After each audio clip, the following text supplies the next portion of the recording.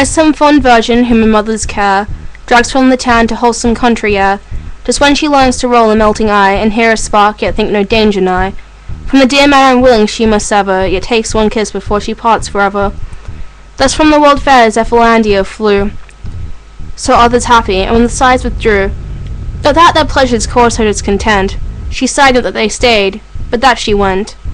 She went to plain work, and to purling brooks, old-fashioned halls, dull ants, and croaking rooks. She went from opera, park, assembly, play, to morning walks and prayers 3 hours a day, to pass her time twixt reading and bohea, to muse and spill her solitary tea, or o'er a cold coffee trifle with a spoon, count the slow clock, and dine exact at noon.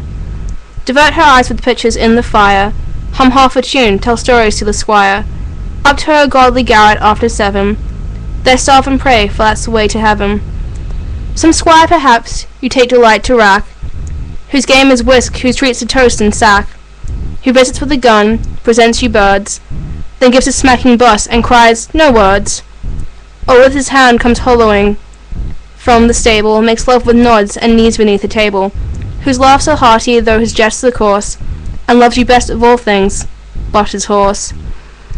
In some fair evening, on your elbow laid, you dream of triumphs in the rural shade, in pensive thought recall the fancied shade,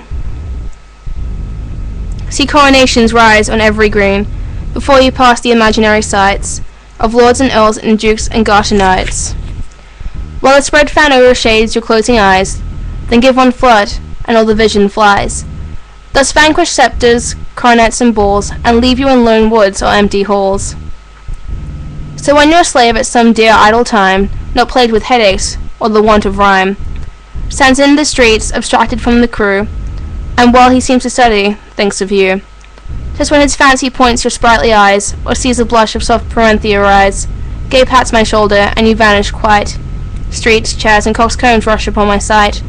Vexed to be still in town, I knit my brow, look sour, and hum a tune, as you may now. You should be my friend.